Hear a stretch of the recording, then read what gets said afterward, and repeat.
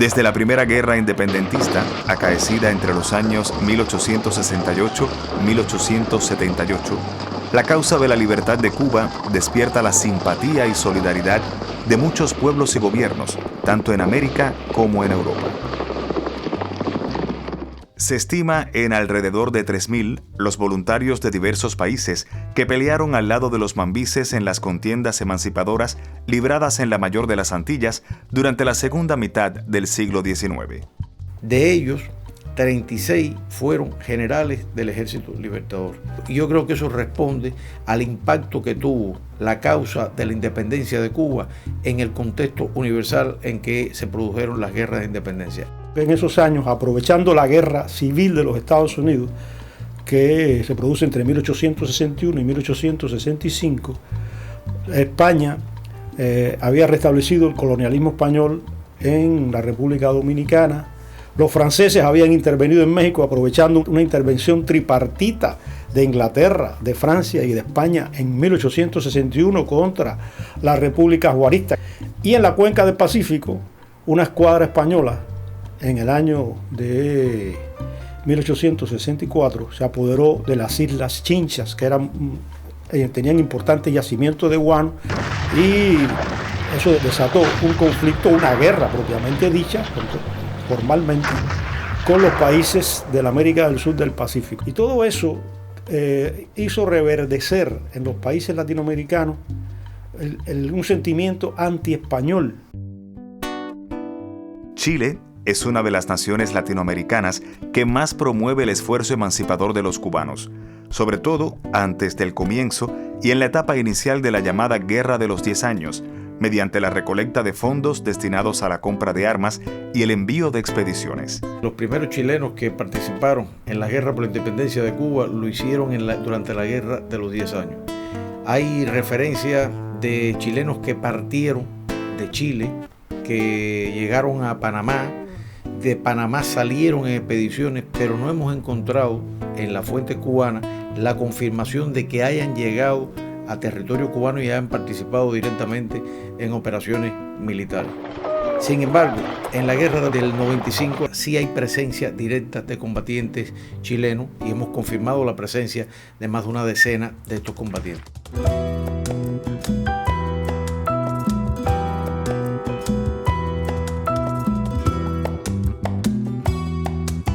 La presencia de luchadores chilenos pudo estar influenciada en gran medida por el conocimiento de la ferviente prédica pública que hiciera su compatriota, el escritor, político, historiador y diplomático Benjamín Vicuña Mackenna, en favor de la independencia de la isla caribeña. Un hombre que tuvo 1000 facetas: parlamentario, diplomático, intendente, historiador, botánico. No hay pueblo en Chile donde no hay una plaza, un monumento o una calle que se llame Vicuña Mackenna.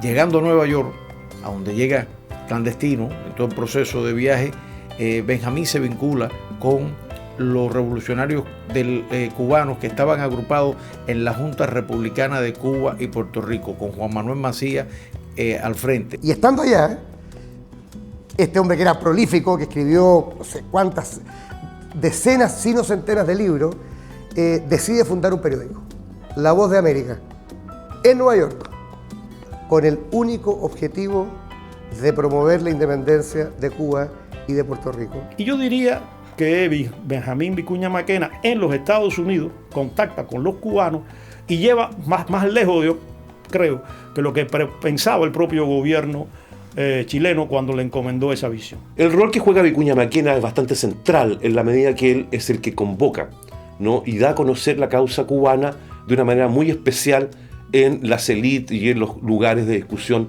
que se producían en ese momento en Chile.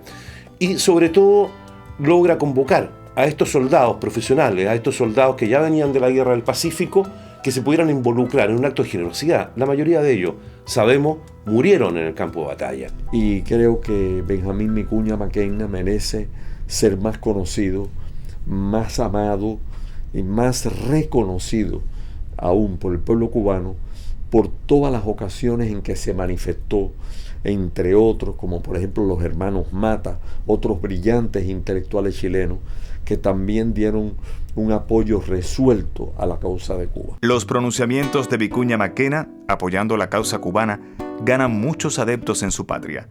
Así, el 3 de febrero de 1866, el poeta del país andino Eduardo Belabarra publica su épica invocación de Chile a Cuba, considerado el primer canto latinoamericano a la libertad de la mayor de las Antillas. Yo creo que ese poema refleja el sentir no solamente del que lo escribió, sino de una parte importante de esos chilenos que hicieron solidaridad con Cuba. Decidido a respaldar por todas las vías la emancipación de los cubanos, el 1 de mayo de 1866, Maquena escribe en el periódico La Voz de la América un enardecido artículo en favor de la sublevación del hermano pueblo. Días después, recibe con amargura la inesperada noticia de que el gobierno chileno ha cancelado su misión como agente confidencial en Estados Unidos para promover desde allí el envío de expediciones armadas hacia Cuba, por violar la ley de neutralidad de la nación norteña. Sin embargo, Benjamín se sintió tan comprometido con lo que ya había empezado a fomentar por la causa de la independencia de Cuba que se negó a cumplir la orden que le estaba dando el gobierno chileno de regresar. Tal frustración no impide que al regresar a Chile mantenga una permanente labor en defensa de la libertad del país antillano. Y por lo tanto, cuando estalle la guerra del 68, ha sido Chile el país que más ha incentivado en ese momento, previo a la guerra del 68, la causa de la independencia de Cuba para debilitar a España. Pero las razones de Chile para preocuparse de la independencia cubana tiene dos vertientes, en mi opinión. Una vertiente de corte estratégico geopolítico, y es muy sencilla. Mientras exista poder colonial español en América, las posibilidades de una reconquista están viables. Y aparte hay otro elemento que es un elemento más ideológico asociado a la libertad de las personas. El dominio español fue muy asociado a un verticalismo monárquico, a una sociedad de castas, a una sociedad además ultra religiosa. Como sugieren algunos historiadores, el apoyo de Chile influyó en la decisión del prócer cubano, Carlos Manuel de Céspedes, de enarbolar una bandera inspirada en el diseño de la chilena, al levantarse en armas el 10 de octubre de 1868.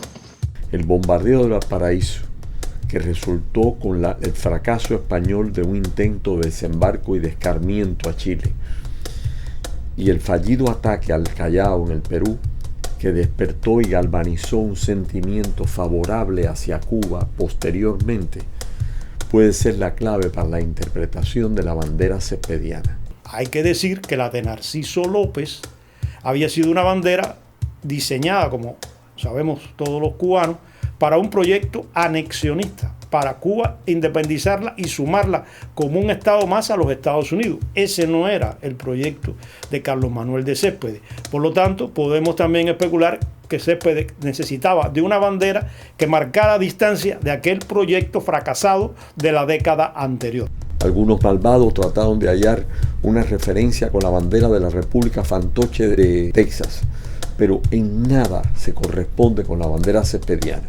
La de Céspedes es exactamente la bandera de Chile con los colores invertidos. Se ha visto en la prensa de la época, en algunos prensa de los emigrados de los Estados Unidos, que en esos años previos al 68 pintaban alegorías de un cóndor con la bandera de Chile en las manos descendiendo sobre Cuba. Por lo tanto, en ese ambiente donde de Chile venía la ayuda para la independencia, creo que no es de extrañar que la bandera cubana enarbolada por Carlos Manuel de Céspedes y que preside hoy todas las sesiones de nuestro Parlamento fuera inspirada en la de Chile. La solidaridad de la nación sudamericana alcanza máxima expresión cuando el 30 de abril de 1869 el gobierno del presidente José Joaquín Pérez reconoce el derecho de beligerancia de los cubanos.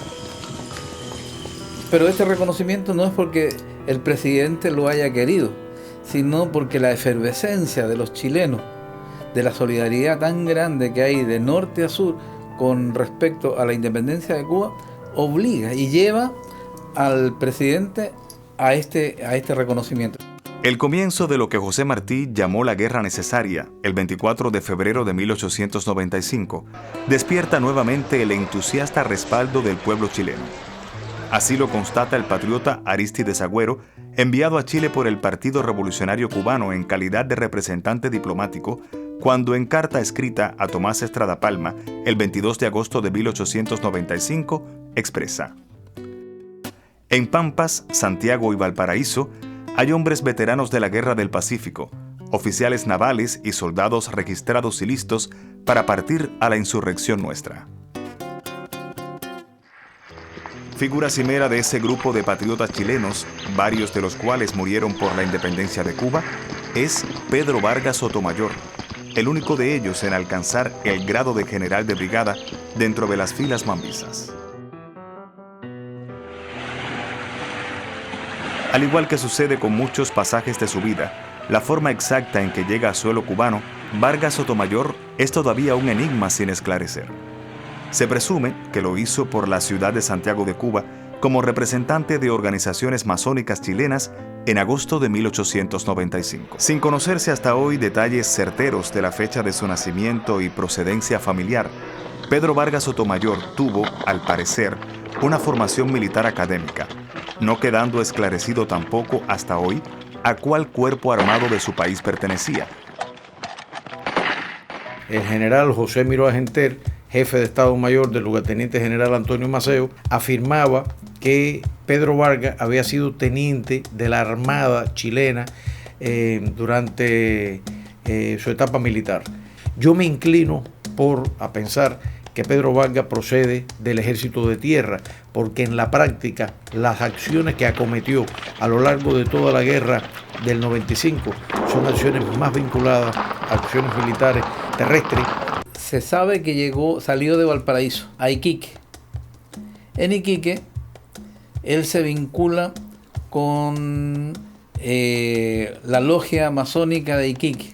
En el Archivo Nacional de Cuba apareció y se conserva una carta de esta sociedad masónica, la Sociedad Mancini, en que designan a Pedro Vargas Sotomayor como su representante en Cuba. La carta no va dirigida a Maceo, sino va dirigida a la logia, a ese masón de Santiago de Cuba. Apenas incorporado a las filas insurrectas, Vargas Sotomayor es conducido ante el general Antonio Maceo Grajales, quien de inmediato lo designa a su tropa.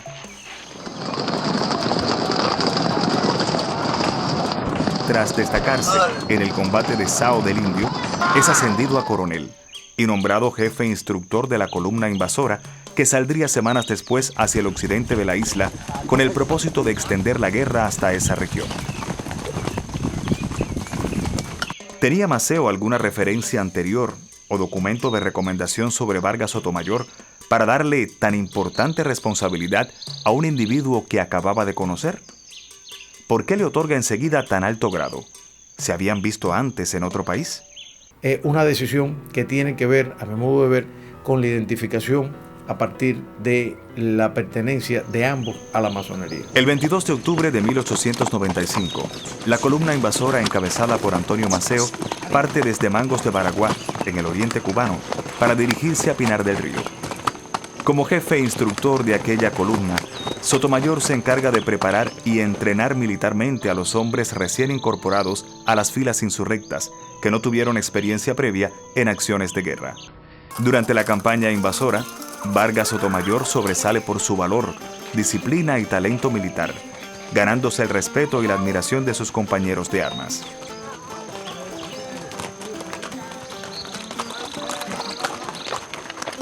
En la invasión, Pedro Vargas tiene un papel destacado, es uno de los jefes principales que está al lado de los dos grandes de la independencia, de General Máximo Gómez y Antonio Maceo, y a lo largo de la invasión se destaca en muchas acciones.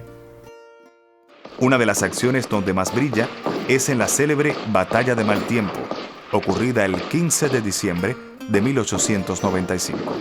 Que fue prácticamente una carnicería a las tropas españolas que estaban agrupadas en este potrero de la región de Cienfuegos y que fue una derrota fulminante del ejército español, una de las más fulminantes del ejército español en la guerra de Cuba. El 17 de enero de 1896, las huestes mambisas arriban al poblado de Las Taironas, a unos 7 kilómetros de la ciudad de Pinar del Río, donde libran uno de los más cruentos combates de la marcha invasora. Una acción ofensiva que permitió en ese último momento mostrar la capacidad de Pedro Vargas Sotomayor como uno de los oficiales más importantes de las filas cubanas. Enterado Antonio Maceo de que tropas enemigas recién desembarcadas en el norte de Pinar del Río pretendían acorralarlo en los confines del occidente cubano, le ordena a Vargas Sotomayor marchar al frente del regimiento de tiradores y otras fuerzas con 1.500 hombres, que se mueva por el circuito norte, saliendo de Mantua hacia la zona de Paso Real, va a pasar también por Las Tenerías, por la zona también reconocida por nosotros como Luis Lazo, hasta el territorio prácticamente de Sumidero, donde en ese movimiento importante por Pedro Vargas Sotomayor se van a desconcentrar las fuerzas españolas, que quedan prácticamente confundidas, porque otras unidades, por orientaciones de Maceo, se mueven por el sur. En febrero de 1896, Pedro Vargas Sotomayor es nombrado por Antonio Maceo jefe de la primera brigada del 5º Cuerpo del Ejército Libertador, que combatiría en el norte de Pinar del Río. Hombre de grandes habilidades prácticas, inventiva y creatividad, muestra sus dotes en la preparación ingeniera del campamento Mambí en las lomas de Cacarajícara, donde el 30 de abril de 1896 tiene lugar un cruento enfrentamiento con las tropas españolas. Creó un sistema defensivo que da idea de un adecuado aprovechamiento del terreno y creó un sistema de fortificaciones estableciendo diferentes posiciones, obras de avanzada en los accesos hacia ese campamento, que de forma sorpresiva iban a interponerse en ese avance de cualquier fuerzas españolas que pudieran avanzar en ese campamento. O sea que da idea de un hombre que tenía grandes conocimientos de aprovechar ese terreno y establecer un sistema que al final iba a permitir que fuerzas inferiores pudieran causarle una gran cantidad de bajas a un enemigo superior. Y cuando los españoles salen del campamento fortificado de Cacarajícara, fueron hostigados constantemente hasta Bahía Honda, causándosele grandes bajas a las tropas españolas. Esta victoria de Cacarajícara tiene, entre otras cosas, un nombre, y el nombre es Pedro Vargas Sotomayor, que fue quien fortificó y creó aquel sistema defensivo en plenas montañas pinareñas. Con la misión de atacar sin tregua al ejército colonialista en el norte de Pinar del Río, Vargas Sotomayor libra varias acciones de guerra, entre ellas el ataque al poblado de La Palma y al de San Diego de Núñez. Otro de los momentos estelares de las acciones militares de Pedro Vargas en Pinar del Río es el asedio a los poblados. El primero de ellos es cuando participa en el asedio a Candelaria los días 5 y 6 de febrero de 1896, cuando Maceo trata de atraer sobre sí las fuerzas de Sabás Marín y otras fuerzas que están destacadas, cerrándole el paso para salir de Pinar del Río. Es el momento en que Pedro Vargas Sotomayor va a utilizar por primera vez la artillería, atacando un poblado sitiado por Maceo en Pinar del Río. Tomando en cuenta los extraordinarios méritos acumulados y sus perspectivas como jefe, es ascendido al grado de general de brigada por recomendación expresa de Antonio Maceo y con la anuencia del generalísimo Máximo Gómez. La llegada de una expedición dirigida por el general puertorriqueño Juan Ríos Rivera a la playa de María la Gorda, en el extremo más occidental de Pinar del Río, mejora los recursos logísticos de los insurrectos cubanos. Vargas Sotomayor es uno de los oficiales mambises que acompaña a Maceo en el recibimiento a esos combatientes. Tras disponer de suficiente parque, los hombres al mando del militar chileno toman parte en la batalla de Ceja del Negro, una de las más reñidas y sangrientas de la guerra de 1895. Muchas incógnitas rodean la figura de Pedro Vargas Sotomayor. Siguiendo ese halo de misterio que rodea toda la existencia del valeroso patriota chileno, la causa de su prematura muerte también permanece envuelta en el más absoluto enigma. Empezó a dar síntomas de, como dice el general José Miró Agenter, síntomas de locura, y por empezar a hablar de manera incoherente, de manera que no hilvanaba las ideas, y empezó prácticamente a delirar. Creo que algunos historiadores, con un criterio más romántico y más pasional que objetivo, han dicho que las locuras le entraron a Pedro Vargas por unos amoríos con una campesina pinareña. Hay 3 versiones de enterramientos de Pedro Vargas Sotomayor.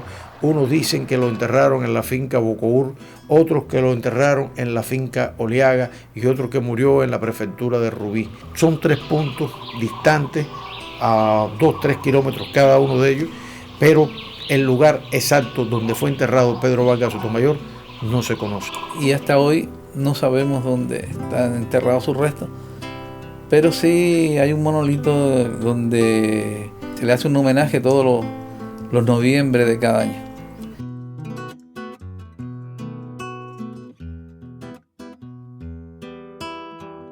Creo que hay que hacer todavía una investigación arqueológica profunda para ver si se encuentran definitivamente los restos de este gran héroe de la independencia de Cuba y de este gran patriota chileno. Poco después de su muerte, el 16 de diciembre de 1896, el Consejo de Gobierno de la República de Cuba en Armas ratifica el grado de general de brigada de Pedro Vargas Sotomayor. Supo que él era general, pero el diploma no lo tuvo nunca en sus manos. Incluso el diploma llega al 6º Cuerpo de Ejército, el Cuerpo de Ejército Pinar del Río, cuando el jefe del Cuerpo de Ejército era general Pedro Díaz Molina, su compañero de guerra, y Pedro Díaz envía el diploma a el Partido Revolucionario Cubano en Nueva York para que el Partido Revolucionario Cubano enviase el diploma a su familia. Pero lamentablemente, y estas son parte de las grandes incógnitas de la vida de Pedro Vargas Sotomayor, jamás nadie reclamó, ni hasta hoy ha reclamado, un diploma o algún objeto o una pensión o algún documento que acredite que Pedro Vargas Sotomayor, que fueran familiares de Pedro Vargas Sotomayor. Quizás algún día el ejército chileno o el gobierno chileno, o por qué no decir, ojalá un pariente de Pedro Vargas Sotomayor venga y reclame ese diploma que le acreditaba como general del ejército Mambí. Si bien el caso del general de brigada Pedro Vargas Sotomayor resulta el más notorio, otros patriotas chilenos que lucharon junto a los cubanos ofrendaron sus heroicas vidas en acciones combativas, alcanzando la mayoría grados de oficiales en la jerarquía militar del Ejército Libertador.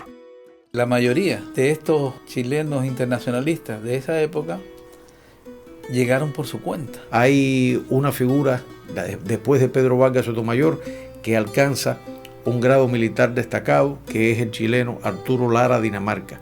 Este chileno se le conocía como el León de Chile, y este teniente coronel Arturo Lara Dinamarca tiene una vida singular. Es de los hombres que a través de Arístides Agüero va a Nueva York. En Nueva York es de los desesperados que acompaña al general Calixto García en la expedición del Hacking.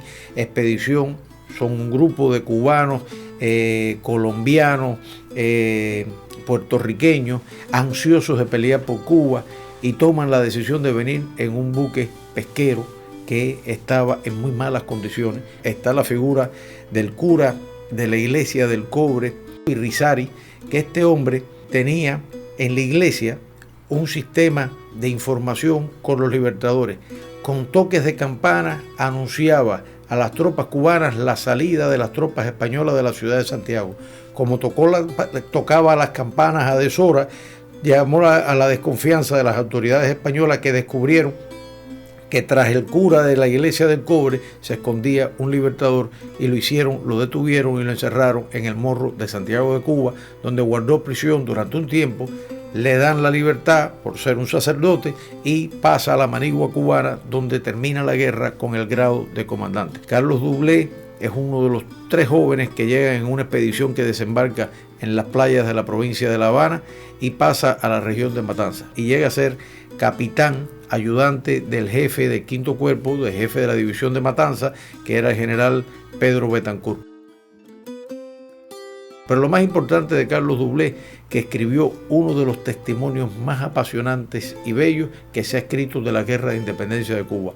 Un libro que tituló En la Manigua y que se publicó por primera vez en Valparaíso en los primeros años del siglo XX, creo que fue en el año 1900 exactamente.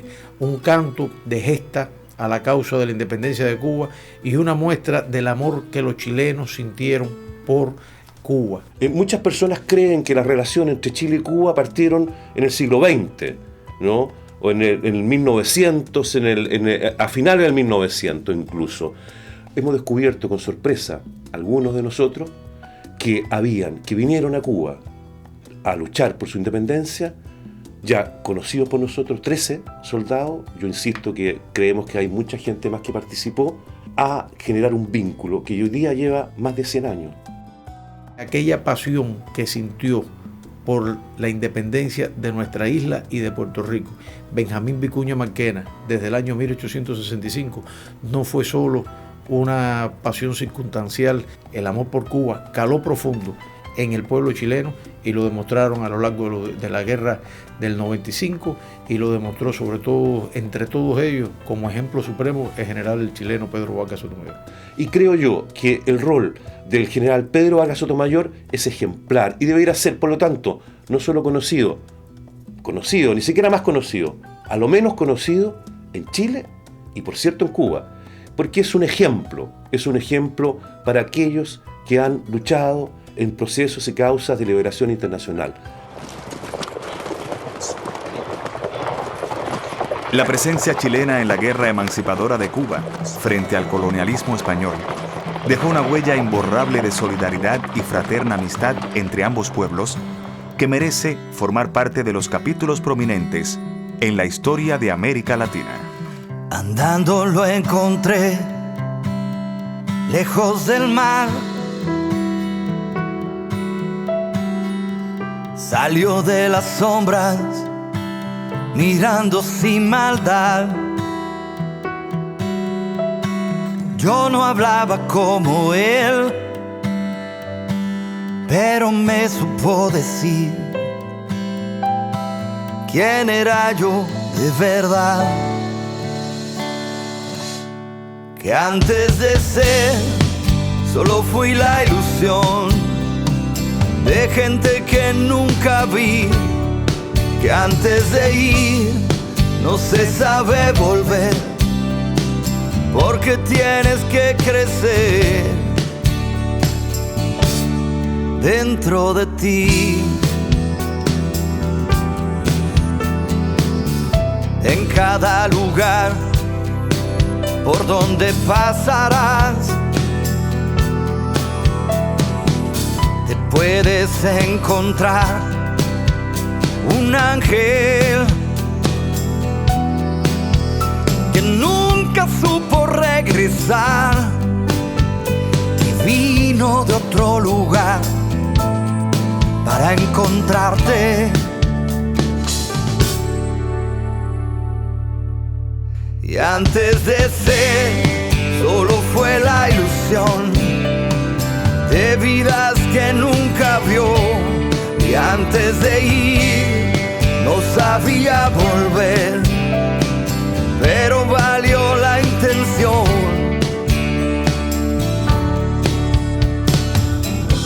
Y otro mundo ya vendrá, y otro tiempo ya se queda en algún lugar.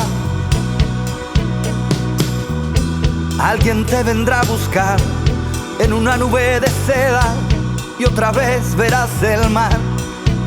Y yo te deseo suerte, y yo me alegro de verte, porque la luz se puede ver y nada se hace sin querer. Que antes de ser, será solo ilusión de sueños que otro vivió.